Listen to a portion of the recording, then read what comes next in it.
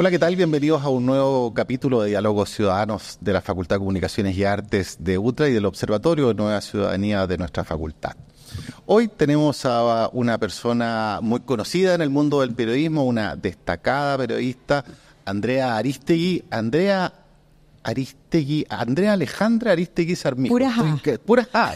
4A, mira, así es. Puras A. Actual conductora de noticias en Canal Mega, también trabaja en Radio Infinita, estudió periodismo en la Universidad Católica y ha trabajado en diversas coberturas de carácter mundial, entre ellas, por ejemplo, los atentados en Estados Unidos del 2001, la guerra en Irak, la muerte de Juan Pablo II, la elección de Benedicto XVI, la elección de Barack Obama. O sea, tienes harta experiencia en materia de elecciones en Estados Unidos. Estuvo en el terremoto de Japón en el año 2011, el asesinato de Osama Bin Laden. Hace poco también viajaste a Ucrania, sí, a la guerra, a cubrir la guerra en Ucrania. La verdad es que una trayectoria sumamente destacada, y ahora también estás haciendo algo de radio, en Radio Infinita, y vienes llegando además de Estados Unidos con la elección y el regreso a Casa Blanca de Donald Trump. Bueno, ¿dormiste algo? Porque uno te veía mañana, tarde y noche. Sí. Allá no dormiste al menos cuando llegaste. Acá un poquito, recuperándonos de a poco, porque ha sido un fin de año intenso. Y claro, una cobertura como las elecciones en Estados Unidos siempre es muy exigente, porque se entiende que uno está ahí en terreno y necesita sacarle el máximo provecho a esa situación, ¿no? Entonces, claro, hubo días como el día de la elección misma, donde pasé 24 horas seguidas despachando para las distintas plataformas de Mega, para Radio Infinita, pero a mí me encanta. Entonces, sí, uno termina bien agotado, pero yo lo disfruto, lo gozo. Para mí los temas internacionales siempre han sido lo que más me ha llamado la atención, junto con quizás la política. Así que cada vez que hay una cobertura, la verdad es que lo que menos me preocupa es lo poco que voy a dormir. Y que no comen nada, o comen cuando pueden. Es decir, es una cosa bien que la gente no ve, por cierto. No, lógico. O sea, uno puede estar un día completo en la calle, sin ninguna comodidad, muchas veces en plantones, en la vereda o en una reja, donde uno lo pille, ¿no? Donde uno tiene la posibilidad de estar haciendo ese trabajo. La adrenalina uno hace que se le olvide como la necesidad de comer. Después viene todo eso, después viene el sueño, el hambre, pero en el momento las ganas de estar ahí viviendo, al final es estar viviendo un pedazo de la historia, y eso a mí siempre me genera una sensación como de mucha pasión. Me encanta poder ser testigo de hechos que marcan la historia, y sin duda lo que ha pasado en Estados Unidos en esta y en las anteriores elecciones ha sido muy importante. Sí, eso te lo quería preguntar. ¿Cómo tú has trabajado en varias elecciones en Estados Unidos? Has hecho cobertura en varias de ellas. ¿Qué has visto en este tiempo? ¿Qué ha cambiado? ¿Qué ha sido diferente? A mí me ha tocado hacer coberturas y transmisiones en estudio. Las últimas dos las hice en terreno en Estados Unidos. El año 2020 estuve en Washington cuando pierde Trump su reelección, en un ambiente muy, muy tenso, porque recordemos que Trump desconoce el resultado de la elección y después viene el ataque al Capitolio. Fui también al cambio de mando, que fue cuando Biden asume, además en pandemia, o sea, era todo muy distinto, muy difícil. No asistió Trump, además. No fue Trump. Había muchos temores respecto a lo que estaba pasando en materia de seguridad. Washington en esa oportunidad está completamente militarizado totalmente, tanto que no podíamos circular en vehículos. Entonces, ahí hay ciertas dificultades logísticas que uno se enfrenta, como por ejemplo, que no teníamos cómo movernos en Washington si no era caminando. En pandemia, con negocios cerrados, con militares en las calles, muy distinto a lo que se veía hoy o hace algunos días para esta otra elección. Pero yo creo que tienen en común ambas elecciones que sí existía cierta tensión y cierta preocupación por lo que pudiese ser finalmente un desconocimiento de los resultados y un debilitamiento de la institucionalidad democrática. Y yo creo que ese es el gran tema que se instala en Estados Unidos desde la elección de 2020, cuando Trump desconoce el resultado. Y ahora, antes obviamente de saber que iba a hacer no solamente ganar y volver a la Casa Blanca, sino que hacerlo con una ventaja impresionante, también empezó a sembrarse la duda de que podía ocurrir algo, que quizás si es que el resultado no lo favorecía, él podía no reconocerlo. Entonces, en esas dos últimas elecciones sí hubo un elemento de tensión adicional a lo que hemos visto en otras. ¿Y qué se palpaba en las calles? ¿Había tensión? ¿Se enfrentaban las personas? Uno vio mucha cosa tensa, mucha cosa incluso violencia, no solo explícita, sino también implícita. Totalmente. ¿Tú también lo percibiste? Sí, hay un ambiente de polarización total y había mucha incertidumbre. Había una sensación, y yo estuve en los últimos actos de campaña de Trump en Pensilvania, con el trumpismo puro y duro, y estuve en el último acto de cierre de campaña de Kamala en Filadelfia. Y lo que tenían en común ambos públicos, ambas audiencias, que eran absolutamente distintas, era como estar en dos países diferentes, era que había mucha incertidumbre de lo que iba a ocurrir. Porque las encuestas mostraban prácticamente un empate entre los dos candidatos, cosa que finalmente no ocurrió. Fue mucho más fácil para Trump de lo que cualquiera se había imaginado, pero sí existía como esta sensación de una incertidumbre total de lo que venía por delante y también de lo que iba a ser la reacción del otro. Y recuerdo haber conversado con votantes de Trump que me decían que la única manera en que Kamala Harris podía ganar era a través del fraude. Entonces, desde ya se estaba hablando de aquello. Que era el discurso de Trump. Que era el discurso que él mantuvo hasta los últimos días. A mí me tocó estar con él 2 días o 2 días antes de la elección propiamente tal, el domingo, en un acto de campaña en un pueblito chico de Pensilvania. Por lo tanto, lo tuve muy cerca, estuve 1 hora y media escuchando todo el discurso de él y de otros representantes del Partido Republicano, y él y los demás hablaban permanentemente de que aquí habían cosas raras, que el sistema electoral en Estados Unidos no era confiable, que aquí había una intención de los demócratas de engañar y de nuevamente hacer fraude, e insistía en la idea de que la elección del 2020 él la había ganado y se la habían robado, cosa que no existe hasta el día de hoy, y en eso yo creo que los periodistas tenemos que ser bien enfáticos, absolutamente ningún argumento y ninguna prueba de que eso haya sido así. Pero lo que es bien impresionante es que ya parece que a alguna parte de la ciudadanía le importa poco lo que son los hechos objetivos y se quedan con la convicción de lo que son los discursos. Y el discurso de Trump ha pegado muy fuerte en una parte del electorado de Estados Unidos y uno lo veía reflejado en lo que ellos te decían en la calle. Es que ese es uno de los puntos. Uno, desde Chile, digamos, o desde este lado del mundo incluso, como que uno no alcanza a comprender el triunfo de Trump. Es decir, y quizás estando en Estados Unidos, quizás uno lo puede entender. Sí. Puedes compartirlo o no, eso ya es una decisión personal, pero por lo menos puedes entenderlo. ¿Qué es lo que nosotros no vemos acá en Chile que allá es como evidente y que lleva a que Trump finalmente se imponga por esta mayoría? Yo creo que hay 2 grandes elementos, 2 grandes temas, y cada vez que uno hablaba con los votantes estaban ahí presentes. El tema económico, que sabemos que siempre en las elecciones, aquí en Chile o en otras partes del mundo, la economía es un elemento muy decisivo. En esta oportunidad era más que en otras ocasiones. ¿Por qué? Porque recordemos que a Biden le toca todo el periodo de pandemia, por lo tanto eso tuvo un impacto muy importante en términos inflacionarios para Estados Unidos. La gente vio cómo aumentó el costo de vida, disminuyó su calidad de vida, y eso es algo que a la gente le importaba mucho, le impactó mucho, y consideró que la administración de Biden no había dado respuesta a esas necesidades de mejorar su situación económica. Si uno va a las cifras propiamente tal, Biden tiene buenos indicadores económicos hoy en día, pero la sensación de la gente es que ellos vivían mejor hace 4 años que lo que están el día de hoy, y ese es un factor determinante. Y yo diría que el segundo gran elemento, y eso es muy importante porque además lo vi en lugares que son de corazón absolutamente demócrata. Por ejemplo, Nueva York. Nueva York es un estado que siempre ha votado por el Partido Demócrata. En esta oportunidad ganó Kamala Harris, pero lo hace por menos ventaja que lo que, por ejemplo, obtuvo Hillary Clinton o que había obtenido Joe Biden incluso en la otra elección. ¿Y cuál es ese factor? El tema migración. Tal como para Chile es un tema muy presente en términos de la discusión política, en Estados Unidos es quizás el más importante, sin duda, después de la economía, o ahí a la par con la economía, el tema de migración irregular.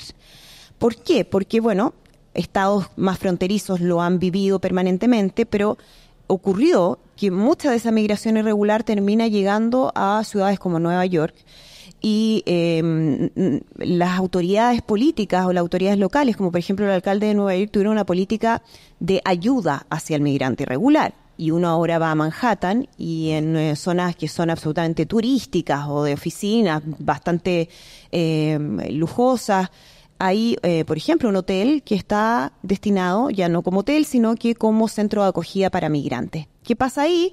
Llegan migrantes irregulares en malas condiciones, hay filas de gente afuera, gente pidiendo cosas, vendedores ambulantes, y eso está empezando entonces incluso a mellar el apoyo de un votante tradicionalmente demócrata hacia el candidato en esta oportunidad del Partido Republicano, como un voto de castigo en el fondo. Y eso se vio en Nueva York, e incluso hoy día veía cifras de lo que ocurrió en California. O sea, si hay un lugar que es el centro de, además, el progresismo en Estados Unidos es California, y ahí también se empezó a castigar en estados o en condados donde históricamente ganaron los demócratas. En esta oportunidad ganó Trump. Y eso tiene que ver con el tema de las fronteras, y era uno de los discursos o de las frases, en el fondo, que siempre estaban presentes en los discursos de Donald Trump. Uno se pregunta por qué hay un video tuyo que se ha ido viralizando sobre un peruano. Sí.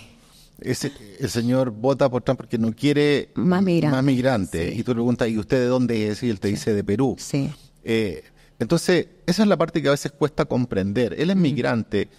¿Por qué se identifica con alguien que va contra los migrantes? Sí, llama mucho la atención eso, y de hecho me llamó mucho la atención el por qué se viraliza esa entrevista, pero claro, quizás a muchos les puede parecer un contrasentido total que alguien que emigró, que tuvo la necesidad de abandonar su país, que llegó quizás de forma irregular, probablemente a Estados Unidos, y que ahora está ahí, quiera cerrarle la puerta a otras personas que se encuentran en su condición. Pero es un fenómeno que no es nuevo y que uno lo ha visto en los procesos migratorios en Estados Unidos y en otras partes del mundo. Si uno va más atrás, lo que pasó con la migración cubana, por ejemplo, en Florida.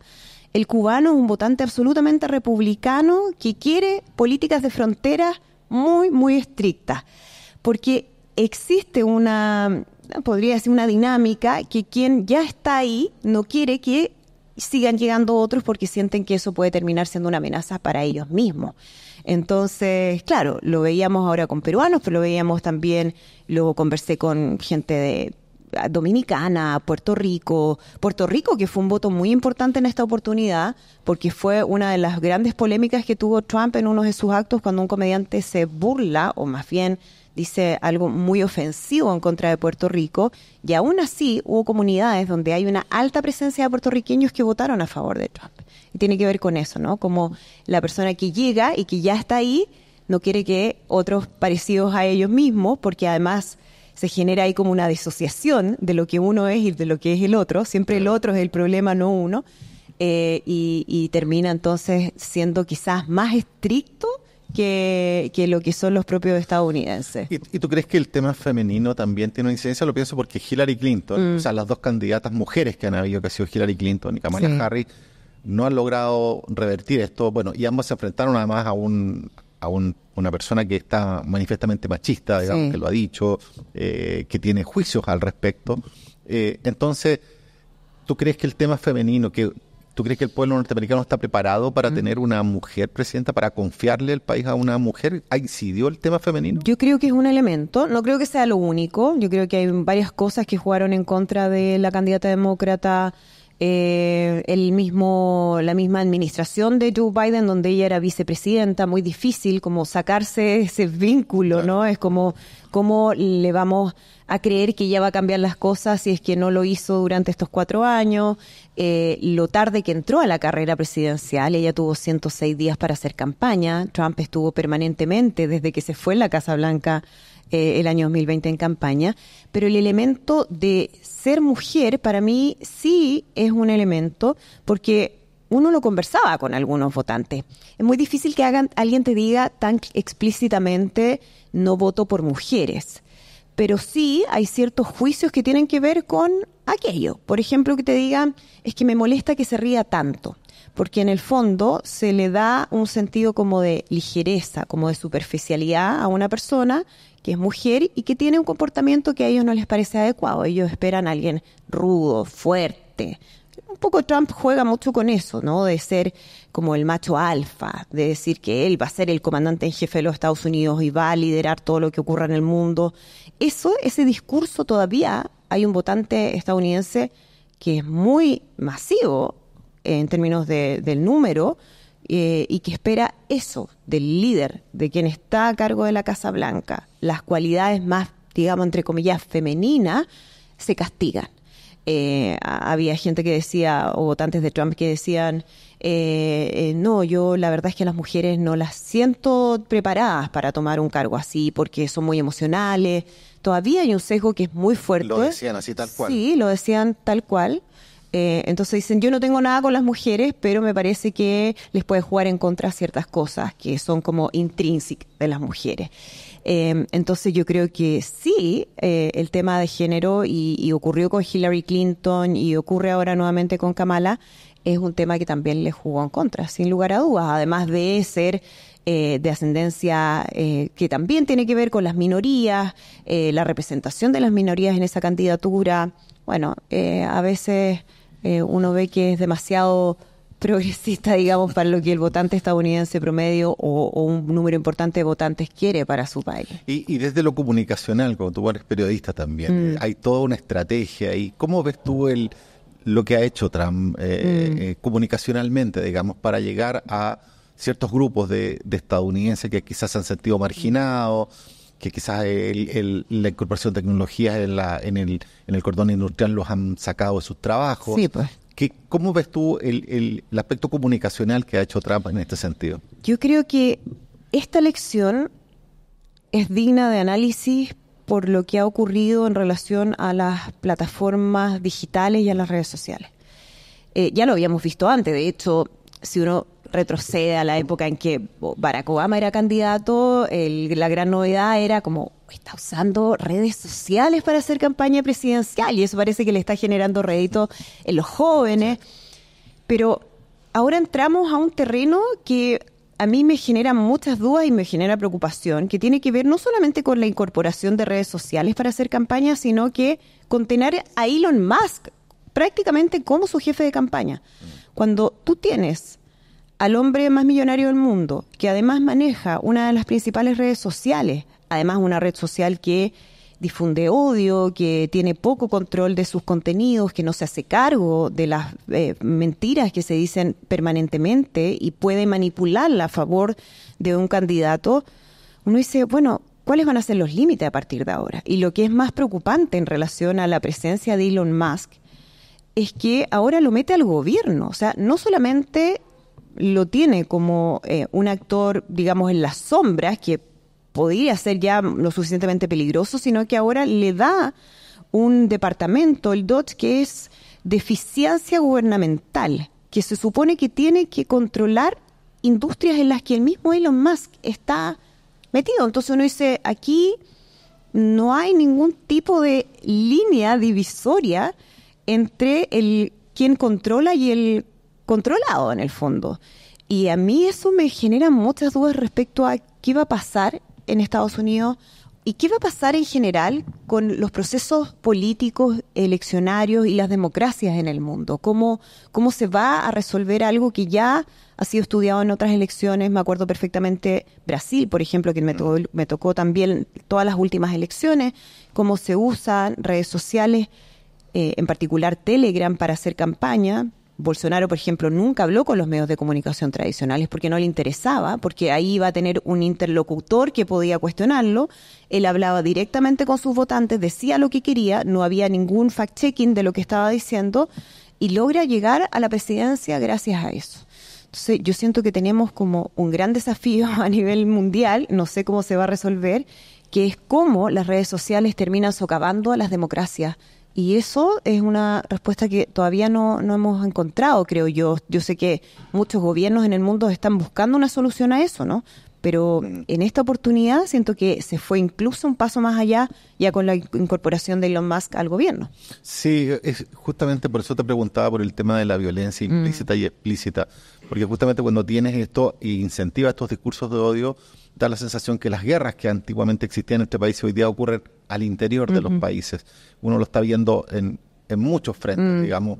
Y en ese sentido, ¿eres optimista, eres pesimista? Me gustaría ser optimista, pero me cuesta, considerando lo que uno ve en términos de los discursos de odio. Y en Estados Unidos ha ocurrido algo que es bien terrible, que una vez que gana Donald Trump, y lo hace, como decíamos, con una ventaja impresionante, gana todos los estados péndulos, gana el voto popular, mantiene la mayoría en la Cámara de Representantes, gana el Senado, gana en términos del Tribunal Superior, o sea, tiene todo a su favor. Y ha empezado a salir una serie de discursos de odio ya explícitos desde el punto de vista de racismo, xenofobia, misoginia, bien impresionante.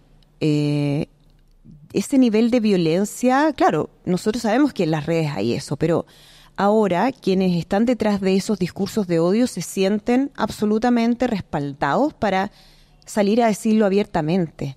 Y uno esperaría que un líder político, cualquiera fuera o cualquier color tuviese al menos claridad para condenar ese tipo de declaraciones y ese tipo de discurso. En este caso eso no ocurre. A Trump parece no importarle, no solamente eso, él lo ha fomentado, él permanentemente en sus actos de campaña era muy violento en contra de su rival y otros representantes del Partido Demócrata. Y uno dice, bueno, quizás esto es parte de la dinámica de las campañas, pero esto va mucho más allá. Y puede terminar no solamente fomentando estos discursos de odio que ya son tremendamente violentos, sino que actos de violencia como los que vimos el 6 de enero del 2021 en el Capitolio.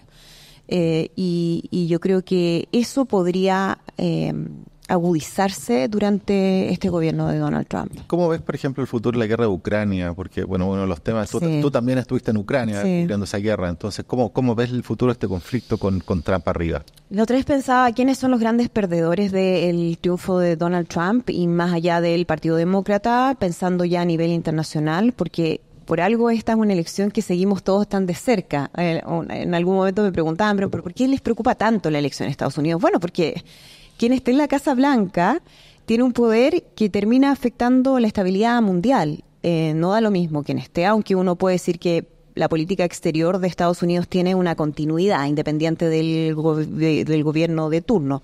Hay ciertas cosas que no van a cambiar. Por ejemplo, la cercanía de Estados Unidos con Israel es algo que no va a cambiar. Pero sí hay ciertos matices, o en algunos casos puede ser bastante más grande que un matiz, que es lo que puede ocurrir, por ejemplo, con la posición de Estados Unidos en relación a ese conflicto. Y creo que Ucrania es de los grandes perdedores en términos de los efectos que va a tener la victoria de Donald Trump en las elecciones presidenciales.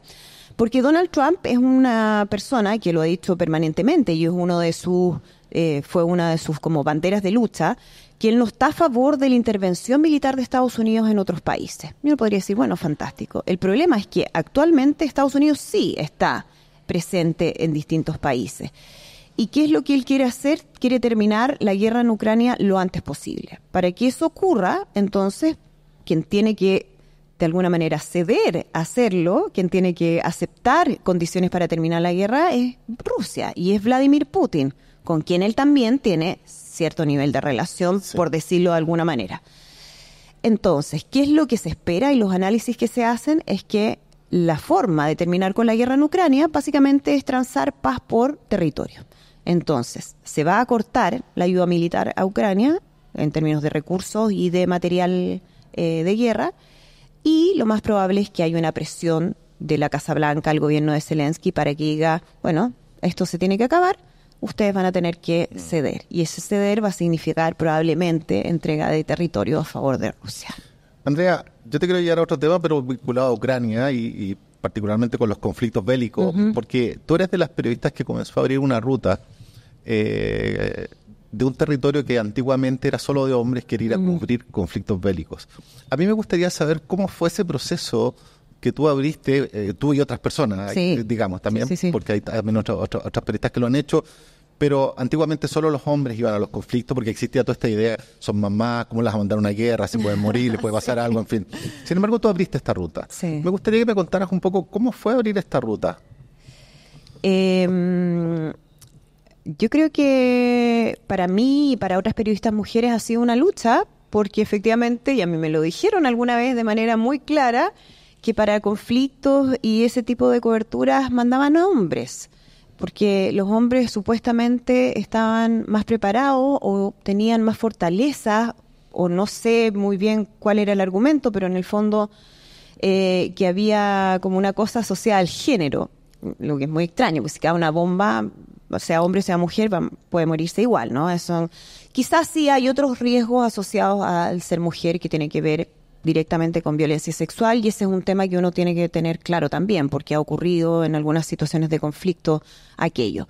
Pero despejando eso, yo partí siendo periodista internacional, es lo que me apasiona profundamente, y sin querer queriendo, porque no fue algo que busqué, nunca dije yo quiero ir a cubrir una guerra, yo siempre dije quiero ir a elecciones, quiero ir a procesos de, no sé, estallidos sociales que había en el mundo, grandes noticias, pero la guerra propiamente tal no era algo que a mí me llamara la atención para cubrir, básicamente porque siempre vi los efectos de la guerra desde una oficina internacional y veía el horror que significaba. O sea, yo veía imágenes terribles, imágenes que obviamente uno no puede transmitir, que no puede publicar, que no puede difundir, pero yo siempre tuve acceso a eso y siempre encontraba que era un horror, y lo es, y lo sabemos. Entonces, no es algo que yo siempre haya querido hacer, pero siento que las grandes noticias son las grandes noticias, y en algún momento se dio la coyuntura y se dio la posibilidad, y sentí que estaba preparada para ir a hacer una cobertura de estas características. Tengo también un apoyo como incondicional de mi familia, eso para mí es muy importante. Yo tengo 2 hijas, tengo un marido, tengo papás que se preocupan cada vez que viajo, aunque sea a una nota de turismo a Argentina, ¿no? O sea, uno tiene que tener eso presente, pero para mí fue importante, y también sé que uno va corriendo en el fondo esas barreras que estuvieron muy presentes antes. ¿Yo no deja de sentir miedo? No, y yo creo que uno no tiene que dejar de sentir miedo, porque el miedo a uno le permite reaccionar frente a los peligros. Creo que un periodista que no siente miedo en situaciones de riesgo termina siendo un peligro para sí mismo, porque uno tiene que saber, y parte de lo que es hacer una cobertura en terreno, y tú, Mauro, tienes mucha experiencia en eso también, es uno lograr identificar lo que pasa ahí en la calle, en el terreno donde uno esté, ¿no? Hay algo aquí raro, prefiero moverme, mejor voy a ir para allá y no para acá. Todo eso, que es una cosa que a uno no le enseñan en la universidad, a uno le enseñan muchas cosas, pero eso es más oficio que un aprendizaje como intelectual. Y eso entonces uno lo va ahí viviendo. Entonces yo siento que el miedo es necesario y que el miedo te permite tomar mejores decisiones. ¿Alguna vez has estado en una situación así como que de verdad que sentiste que podía pasarte algo? Nunca sentí que estaba en una situación como de vida o muerte. Siempre sentí que estaba en momentos en que tenía que tomar decisiones para evitar riesgos. Eso sentido en cobertura. Y te diría que más que, por ejemplo, la cobertura que fui a hacer para la guerra en Ucrania, en Venezuela, en términos de violencia social en las calles, con medio de balazos, o en Japón cuando fui a cubrir el terremoto y el tsunami, termina siendo una crisis nuclear, y uno no sabía porque uno no le enseña en qué se hace cuando hay una exposición a radiación. Entonces, en esos momentos sí tomé conciencia de que habían situaciones de riesgo, pero también eso me permitió decir, ok, nosotros tenemos que llegar hasta acá o tenemos que tomar la decisión de movernos, y creo que eso siempre ha sido muy importante, porque además no solamente está uno, está un equipo, y uno tiene que ser responsable también con ese equipo que te está acompañando. De todas maneras, tú también corriste el velo con Estado Nacional. Recuerdo que tuviste harto tema también ahí. Sí. No fue poco, digamos, porque en algún momento se te criticó. Había sido también por las primeras... Bueno, ahí estaba Montserrat. Sí. Pero tú también tuviste... O sea, tú has dado muchas luchas para abrirte un espacio. ¿De dónde salió ese corazón tan guerrero, Andrea? Mira, una vez me puse a pensar que inconscientemente siempre yo he estado como... moviéndome en círculos que tradicionalmente son muy masculinos. Me gusta el rock, voy a conciertos desde chica, me voy a meter a cancha y no tengo ni un problema. Si es que alguna vez había que pegar un empujón, lo hice en el pasado. Me encanta el fútbol, soy cruzada, fui de la barra de Católica muchos años en mi juventud y también estuve ahí asociada a un mundo tradicionalmente más masculino, cosa que también ha cambiado. Y me gusta, y fui, y creo que lo soy todavía, artista marcial, he hecho taekwondo muchos años de mi vida. Cinturón negro. Y también hay quienes me decían, pero ¿por qué haces taekwondo? Hay ballet. Y yo, ¿pero por qué me gusta el taekwondo? Y también estaba ahí principalmente rodeada de hombres. Y fíjate que creo que hay algo que tiene que ver con mi formación, que es que yo estudié en un colegio que era un colegio originalmente de puros hombres y que yo fui de las primeras generaciones de mujeres. Y ya desde que tenía 5 años tuve que empezar a ganarme espacios en mundos masculinos, ir corriendo esos cercos que a uno le ponían. Entonces, no, las mujeres juegan a las chapitas aquí porque todo lo demás es para los hombres para jugar fútbol. Y yo decía, ¿por qué? Terminé jugando fútbol con los hombres, pero tiene que ver con eso, como yo creo que hay una cosa que muchas veces no es consciente, pero decir, bueno, ¿por qué? ¿Por qué me limitan? ¿Por qué esos límites que nos han puesto a las mujeres frente a distintas cosas? Y en el periodismo creo que también había un poco de eso. Pero esas guerras también tienen costos, digamos. Sí. No son gratis. No, muchas veces tienen costos. Sí, pero yo soy una persona que asuma esos costos. O sea, cuando hay algo que yo creo que vale la pena, creo que hay que pagar esos costos muchas veces. También eres una viajera empedernida. Sí. Y creo que el periodismo O sea, viajas por trabajo, pero además viajas por gusto. Por placer. ¿Eso de dónde por viene? Conocer. Yo creo que una de las razones que me llevó a estudiar periodismo, porque yo quise ser periodista no tengo recuerdo en qué momento lo dije, pero muy chica, nunca tuve otra opción para mi futuro. Siempre fue periodismo y creo que una de las razones fue las ganas de viajar y de conocer el mundo. Siempre tuve mucha curiosidad por lo que hay más allá y esa curiosidad ha ido creciendo y creció aún más cuando conocí a mi actual marido, con que llevo 20 años casada, y que era igual o más viajero que yo, entonces estamos permanentemente fomentándonos ese interés por conocer otros lugares, otras culturas. ¿Y qué es lo que encuentras en los viajes? ¿Qué parte te apasiona de ahí? Yo creo que es darnos cuenta cada vez que viajo que nosotros vivimos en una burbuja muy pequeñita y que hay tanto más allá. Y que la diversidad es una maravilla. Y eso a mí a veces me da mucha pena de lo que pasa en Chile con discusiones que son muy pequeñas, mirándonos el ombligo y castigando la diferencia. Y a mí me encanta la diferencia. Encuentro que eso es todo en la vida, que el mundo es de una gran diversidad y que esa diversidad es puro valor. Entonces, cuando yo viajo y me encanta conocer personas que son totalmente distintas a uno, sociedades que tienen otra dinámica, lenguajes, comidas, todo lo que implica viajar, eso a mí me encanta, me genera mucho interés y creo que uno también aprende mucho de eso. Pero además tú eso se lo transmitiste a tus hijas. Sí, es que creo que es inevitable, porque siento que... Y salieron viajeras también. Ser viajero es como una forma de vida, puede sonar medio cursi, pero creo que es una forma de mirar la vida distinta. Cada vez que uno viaja, y a veces uno invierte harto, y digo, bueno, otros preferirán cambiar el auto, comprarse una cartera cara. Yo siento que el viaje es irreemplazable, porque el viaje te permite crear momentos y crear recuerdos. Y yo cuando, por ejemplo, no sé, estoy pasando un mal día, un día difícil, lo que sé yo, reviso fotos de viaje y como que me vuelvo a alegrar.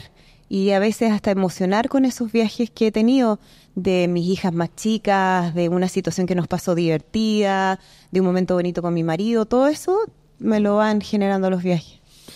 Bueno, nosotros aquí en la universidad tenemos periodismo, digamos. ¿Sí? Tú has venido a conversar con los estudiantes Sí. en algunas ocasiones. Me gustaría saber qué crees tú que se requiere para los próximos periodistas, porque el mundo está cambiando, viene la IA con mucha fuerza, Sí. las redes no van a salir de nuestra realidad, digamos.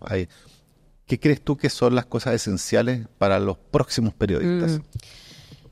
Yo creo que algo que es súper importante y que a veces se olvida es que el periodismo tiene un rol social fundamental.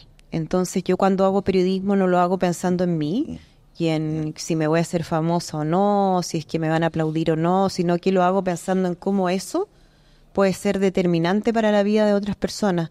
Y eso puede ser aquí, cuando uno está haciendo una nota respecto a cómo subió el precio de la verdura, y puede ser también en la cobertura de una guerra o de una gran catástrofe a nivel mundial.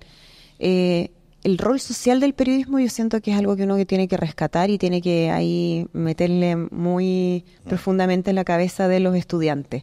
Porque a veces, no quiero generalizar, pero he visto que al final hay quienes usan el periodismo como una forma de transformarse en una celebridad más que porque tienen convicción de lo importante que es ser periodista y lo que eso significa para la sociedad y para el fortalecimiento de las democracias.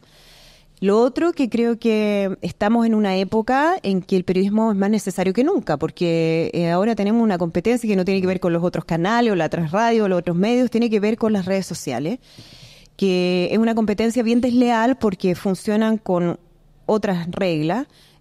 No hay responsabilidad, no hay representante legal, no hay sanciones. Entonces, nosotros tenemos que estar permanentemente como haciendo el contrafactual de lo que pasa en redes sociales. Y eso a veces la gente no lo entiende mucho, porque a veces es como, bueno, ¿por qué ustedes se demoran tanto si esto ya salió en redes sociales? Ya sabemos que es así, ya hay un juicio al respecto. Y nosotros tenemos la obligación de ir a ver eso, ver cuáles son los hechos, ver cuáles son los antecedentes, hacer el análisis, verificar que sea cierto, cuál fue el contexto. Todo ese trabajo tenemos que seguir haciéndolo más que nunca. Y por eso creo que el periodismo es más importante que nunca y hay que ejercerlo con mucha rigurosidad y mucha responsabilidad. Andrea, ¿cómo convives con la fama? Yo sé que no es algo que buscas, pero es algo que llega a veces aunque uno no lo quiera. ¿Cómo convives con esa parte? ¿Te lleva, de pronto tienes que agarrar el ego y tirarlo un poco para atrás o no? ¿Cómo lo vives? Me pasa que, y eso probablemente te lo podría decir personas que me conocen, pero nunca me he creído mucho eso de la fama. Como yo entiendo que yo tengo un trabajo que tiene una exposición pública y que por lo mismo, a diferencia de lo que son otros trabajos, la gente conoce lo que yo hago. Pero de ahí a sentirme como famosa, la verdad es que no. Tampoco es que uno salga a la calle y no pueda caminar tranquila o no puedas comer en un restaurante. No, eso no me pasa. Sí, siento mucha como curiosidad de la gente y mucho cariño en general. Como no tengo malas experiencias de mi rol de persona con un trabajo público. Y creo que lo tengo súper como internalizado. Yo creo que a veces puede ser más difícil para la familia que para uno mismo, pero creo que en general no es un tema que me complique, no. Y lo último, ¿cómo ves la posibilidad, Dios quiera que nunca ocurra, pero puede pasarte? ¿Qué pasa si te pasa algo en un conflicto? ¿Cómo ves eso? ¿Cómo lo vives hoy día? Yo creo que cada vez que uno viaja hacer una cobertura difícil, uno es consciente de que pueden pasar cosas. Yo al menos soy de la idea de que uno tiene que minimizar los riesgos. A mí no me interesa morir en medio de la guerra y que mi imagen quede grabada y me transforme en una especie de heroína. Eso está absolutamente alejado de mi deseo y de mis intenciones. No es lo que yo busco. Yo tengo una familia, estoy feliz con la vida que tengo, me encanta y quiero seguir viviendo muchos años más. Pero siento que esos riesgos también están presentes en el día a día. Entonces, claro, uno tampoco puede encerrarse y decir no voy a vivir por el miedo que me pueda pasar algo. Y es algo que uno también aprende hacia sus seres más queridos. O sea, cuando uno a sus hijas les dice, bueno, ya sí, te voy a dejar ir, y uno está ahí con el corazón apretado, pero siento que es parte del aprendizaje de vivir. Y vivir tiene riesgos. Si uno no toma riesgos, sería todo muy fome. Entonces trato de hacerlo, pero siempre con bastante responsabilidad. ¿Y se lo explicas así a tus hijas? Sí, lo conversamos. ¿Y qué te dicen ellas? Lo conversamos mucho. Yo creo que mis hijas entienden que para mí el periodismo es algo que me apasiona mucho, que me hace muy feliz. Y nunca, ¿sabes qué me pasa, Mauro? Yo nunca he tenido esa como sentido de culpabilidad por mi trabajo, porque sí, yo a veces me tengo que ir, las tengo que dejar, me voy un par de semanas, pero siento que también lo que yo hago o la forma en que yo vivo es un ejemplo para mis hijas, para bien y para mal, y eso nos pasa a todos. Y siento que ellas, además yo tengo 2 hijas mujeres, siento que es bueno que ellas vean que uno tiene derecho a tener pasiones más allá de la maternidad propiamente tal. Yo amo ser mamá, amo a mis hijas profundamente, pero también quiero ser algo más que eso y creo que ellas ven eso y tienen claro, y ahora que las veo más grandes, yo creo que sí lo han también comprendido muy bien, que uno tiene derecho a tener otras también grandes pasiones en la vida y pelear por ellas y jugárselas. Y me gustaría que si algo que a ella les quede el día de mañana, cuando yo no esté, es eso. Es como en lo que ellas hagan, sientan que tienen el derecho de disfrutar, de pasarlo bien, de viajar, de conocer, sin este sentimiento de culpa que es tan presente entre las mujeres que trabajamos. Bueno, Andrea, realmente ha sido un agrado, se nos pasó volando el tiempo, sí. pero siempre es un gusto conversar contigo y desearte además que te siga yendo igual de bien en todo tu trabajo en Mega y en la radio. Muchas gracias por la invitación, me encantó la conversación y bueno, mucho éxito en todos estos proyectos que creo que son tan importantes para la universidad y también para la sociedad. Muchas gracias, Andrea, y bueno, nos esperamos en un próximo capítulo entonces de Diálogos Ciudadanos de la Facultad de Comunicaciones y Artes de UTLA y del Observatorio de Nueva Ciudadanía.